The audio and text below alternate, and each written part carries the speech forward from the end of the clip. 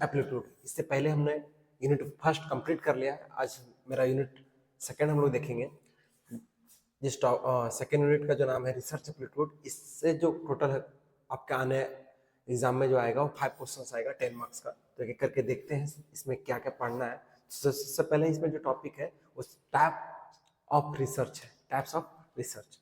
और types of research में हम लोग इसके बहुत सारे टाइप्स होते हैं जो अलग अलग बेसिक अलग अलग आधार पर अलग अलग बांटा गया है। तो क्या करके देखेंगे इसमें। सबसे पहले जो परिणाम के बेसिस पर बांटा गया है रिसर्च को, अनुसंधान को कितने प्रकार के होते हैं उसके परिणाम के आधार पर देखेंगे। तो परिणाम के आधार पर सबसे पहला जो है वो फंडामेंटल रिसर्च है। फंडामेंटल रिसर्च क्या होता है उसको सबसे पहले हम लोग देखते हैं। हिंदी में इसे मौलिक अनुसंधान भी बोलते हैं। और ये होता क्या है एक्चुअली, इसमें जो होता है यह मुख्य रूप से सामान्यीकरण और सिद्धांतों को निर्माण से संबंधित है। तो इसमें सिद्धांत निर्माण होता है, ध्यान रखिएगा, की पॉइंट से आपको ध्यान रखिएगा। इसमें जनरलाइजेशन और प्रिंसिपल को निर्माण किया जाता है, ठीक है। तो इसे ज्ञान के लिए ज्ञान भी कहा जाता है। इसे क्या बोला था, ज्ञान के लिए ज्ञान। देखिए सब सारा इंपॉर्टेंट पॉइंट्स हम मार्क किए हुए हैं। और जैसे कि इसका उदाहरण के तौर पर ब्रह्मांड की शुरुआत कैसे हुई, इस तरह का जो रिसर्च है, इस तरह का जो अनुसंधान, उसे क्या बोला जाता है, फंडामेंटल रिसर्च। आपसे एग्जाम में पूछेगा भी फंडामेंटल रिसर्च क्या है, तो ब्रह्मांड की जो शुरुआत कैसे हुई इस प्रकार का रिसर्च है। या फिर जनरलाइजेशन किया जाता है किसी कंसेप्ट को, या सिद्धांत, किसी कंसेप्ट का सिद्धांत को प्रतिपादित किया जाता है या दिया जाता है, उसे हम लोग क्या बोलते हैं, मौलिक अनुसंधान। साथ में ज्ञान के लिए ज्ञान भी बोले। तो ये सब मार्किंग पॉइंट आप लोग ध्यान रखें। सेकेंड है परिणाम के आधार पर, एक और है अप्लाइड रिसर्च। अप्लाइड रिसर्च होता क्या है, इसे बोलते हैं हिंदी में व्यवहारिक अनुसंधान। अब ऐसा समझ सकते हैं प्रैक्टिकल रिसर्च को भी अप्लाइड रिसर्च बोलते हैं। जो प्रैक्टिकल रिजल्ट रिसर्च होता है ना, जो करके हम लोग सीधा जिसका नया चीज को खोज करना होता है, उसे बोलते हैं अप्लाइड रिसर्च। जैसे कि आप लोग समझ सकते हैं इसमें होता क्या है, इसे समझते हैं अप्लाइड रिसर्च का होता क्या है। तो अप्लाइड रिसर्च है व्यवहारिक अनुसंधान। इसमें होता क्या, इसका उद्देश्य समाज या किसी औद्योगिक या व्यावसायिक से संगठन के सामने आने वाले तत्काल समस्या का समाधान खोजना। जैसे कि एक नया टीका का विकसित करना, मतलब ये प्रैक्टिकल बेस्ड है। इसे तुरंत इसका रिजल्ट चाहिए, इसका क्या चाहिए, तुरंत रिजल्ट चाहिए। बट इससे पहले वाला में था ब्रह्मांड, मतलब इसमें था क्या, सिद्धांत का निर्माण करना था। क्या था, सिद्धांत का निर्माण करना था। बट ये रियल बेस्ड था। ये क्या है, ये रिसर्च कैसा है, रियल बेस्ड है। ऑब्जेक्ट्स को बनाना, केमिकल्स को बनाना, ऑब्जेक्ट का निर्माण करना, वस्तु को बनाना या फिर केमिकल का निर्माण करना, जो तत्काल हम लोग को रिक्वायरमेंट है, तत्काल हम लोग को जरूरत होता है। नेक्स्ट है एक्शन रिसर्च। एक्शन रिसर्च क्या होता है, इसे क्रियात्मक अनुसंधान बोलते हैं। जनरली ये इस प्रकार का जो रिसर्च होता है वो इंस्टीट्यूट में होता है, क्लासरूम में होता है। क्या होता है, क्लासरूम में। इसको समस्या समाधान रिसर्च बोलते हैं। क्या बोलते हैं, समस्या समाधान। यह व्यवहारिक शोध का एक प्रकार है जो तत्काल व्यवहारिक समस्याओं, आमतौर पर कक्षाओं में केंद्रित होता है। यह एक चक्रीय प्रक्रिया का पालन करता है। इसका चक्रीय प्रक्रिया आप याद रखिएगा, पहले होता है योजना, फिर कार्य, फिर अवलोकन, फिर चिंतन। पूछा गया सबसे पहले क्या होता है, योजना। इंग्लिश वर्जन भी याद रखिएगा, प्लान, एक्शन, ऑब्जर्वेशन और रिफ्लेक्ट। एक्शन मत बोलिएगा, एक्ट ही बोलिएगा, प्रॉपर वर्डिंग दिया गया है। एक्शन, इसमें वर्ड भी आता है एक्शन, और ये भी एक्शन होता है यहाँ पे। तो सबसे पहले प्लान क्या आता है, किसी को क्या आता है, प्लान। फिर उसको एक्शन में लाया जाता है, फिर उसको देखते हैं, जो एक्शन में हम लोग कार्य करते हैं उसका फिर क्या करते हैं, ऑब्जर्वेशन करते हैं। फिर उसके बाद चिंतन करते हैं। क्या करते हैं, चिंतन। तो आप तीनों में डिफरेंस करके आप समझ सकते हैं कि क्या होता है आपका जनरलाइजेशन किस में होता है, आपका प्रैक्टिकल बेस्ड किस में होता है, और आप क्लासरूम में किस में होता है। ये तीनों करके आप ऑब्जर्व कर सकते हैं, ठीक है। अब नेक्स्ट चलते हैं उद्देश्यों के आधार पर, मतलब रिसर्च का क्या उद्देश्य है, उद्देश्य के आधार पर भी हम लोग डिवाइड किए हुए इसे। तो उद्देश्यों के जो आधार पर है वो भी पहला जो हम लोग पढ़ेंगे, उद्देश्यों के आधार पर जो प्रकार पढ़ेंगे, किसका प्रकार, रिसर्च का प्रकार, वो डिस्क्रिप्टिव रिसर्च बोलते हैं। डिस्क्रिप्टिव रिसर्च को बोलते हैं वर्णनात्मक रिसर्च। आप पढ़े होंगे सब्जेक्टिव, डिस्क्रिप्टिव, ऐसा करके कुछ। तो डिस्क्रिप्टिव हिंदी क्या है उसका, वर्णनात्मक अनुसंधान। ये होता क्या है, समझते हैं इसको। वह वर्तमान स्थिति का वर्णन करता है। वह क्या करता है, वर्तमान स्थिति का वर्णन करता है। शोधकर्ता का चरों का कोई नियंत्रण नहीं होता है। यह केवल रिपोर्ट करता है कि क्या हो रहा है। एक्चुअली जो इसमें जो आता है वो जनसंख्या,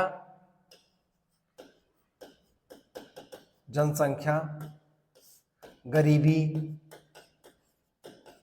इस तरह का जो रिसर्च है वो आंकड़ों को जुटाने वाला जो रिसर्च होता है वो आता है किसमें, डिस्क्रिप्टिव रिसर्च में। ध्यान रखिएगा, इसमें जो रिसर्च करता है उसका कोई रोल नहीं होता है, बट वो चीजों को सिर्फ ऑब्जर्व करता है। चीजों को क्या करता है, ऑब्जर्व करता है। उसे क्या बोलते हैं, डिस्क्रिप्टिव रिसर्च। आपको की पॉइंट्स हम बता रहे हैं, आप की पॉइंट्स को ध्यान दीजिएगा। आप सभी को डिफरेंस करके, अलग अलग करके चीजों को समझ सकते हैं।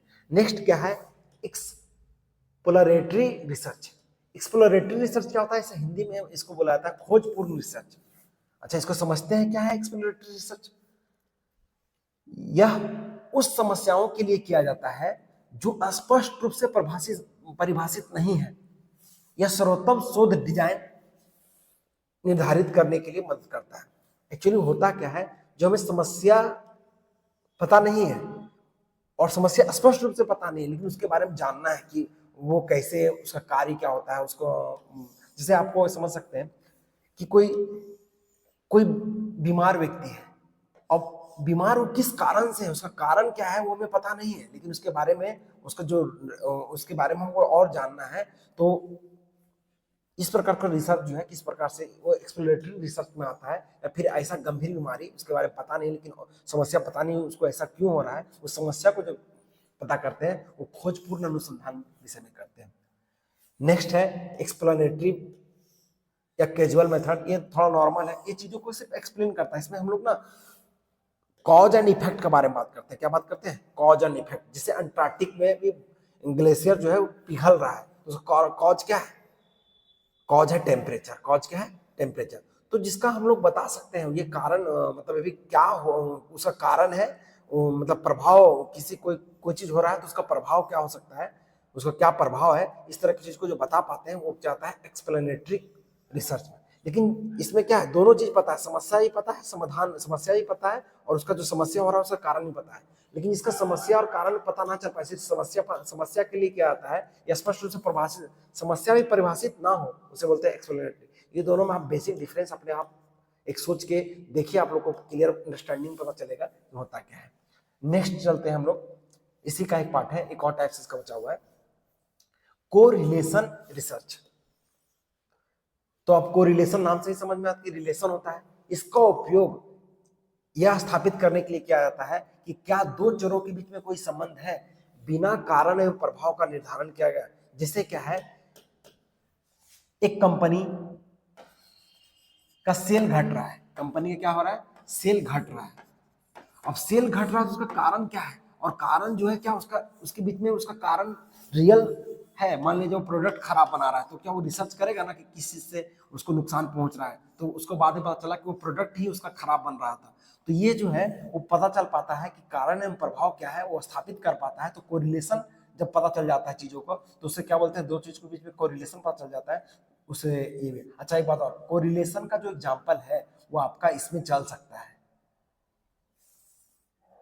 एक्सप्लेनेटरी रिसर्च में, क्योंकि ये भी कारण एवं प्रभाव दोनों आपस में संबंधित होते हैं। आपस में क्या होते हैं, संबंधित होते हैं, और ये भी आपस में संबंधित है। जो आपस में संबंधित है वो कोरिलेशन रिसर्च के अंदर आता है। नेक्स्ट है classification based on logic. Classification based on logic, तो लॉजिक के बेस पर रिसर्च को दो भाग में बांटा गया, डिडक्टिव, दूसरा इंडक्टिव। अच्छा, डिडक्टिव होता क्या है, तो डिडक्टिव को हिंदी में तो निगमात्मक कहते हैं, लेकिन ये होता क्या है, इसमें जो है ऊपर से नीचे, जैसे क्या है, पहले हम लोग जानते हैं, पहले रूल को जानते हैं, पहले किसको जानते हैं, रूल को, पहले रूल को हम लोग जानते हैं, उसके बाद एग्जाम्पल की तरफ चलते हैं, उसके बाद क्या चलते हैं, एग्जाम्पल। या फिर ऐसे समझ सकते हैं, पहले हम लोग फॉर्मूला जानते हैं, क्या जानते हैं, फॉर्मूला, देन क्वेश्चन बनाते हैं, क्या बनाते हैं, देन क्वेश्चन, इसे बोलते हैं इस प्रकार का। या फिर पहले जनरलाइजेशन करते हैं, पहले जनरल चीजों को समझते हैं हम लोग, उसके बाद क्या, स्पेसिफिक चीजें पर डिस्कशन करते हैं। ये चीज जो बताता है वो बताता है डिडक्टिव मेथड। क्या बताता है, देखिए नाम भी निगमन, मतलब नियम से उदाहरण की तरफ, नियम से कहा, उदाहरण की तरफ। अब देखिए, आपको सबको याद करने का जो है क्या की पॉइंट्स हो सकता है, ये सब आप भी कॉपी में मेंशन करते जाए, ठीक है। नेक्स्ट क्वेश्चन है इंडक्टिव मेथड। इंडक्टिव मेथड में क्या होता है, इसको बोलते हैं आगमन दृष्टिकोण। एक्चुअली इसी का जस्ट उल्टा होता है। इसमें क्या होता है, उदाहरण पहले होता है। उदाहरण क्या होता है, पहले होता है, उसके बाद क्या होता है, नियम होता है। जस्ट उल्टा, पहले एग्जाम्पल करते हैं उसके बाद रूल करते हैं, पहले क्या करते हैं, एग्जाम्पल करते हैं बाद उसके बाद रूल करते हैं। मतलब रिसर्च में क्या करते हैं, पहले हम लोग कोई एग्जाम्पल पहले मान लेते हैं, उसके बाद उसका नियम बनाते हैं। इसे नीचे से ऊपर या बॉटम टू अप दृष्टिकोण के रूप में जाना जाता है, या अवलोकन से शुरू होता है और पैटर्न का पता लगाया जाता है। इस सिद्धांत को, इस सिद्धांत में एक्चुअली इसको जो बोलते हैं वो री इंजीनियरिंग बोलते हैं।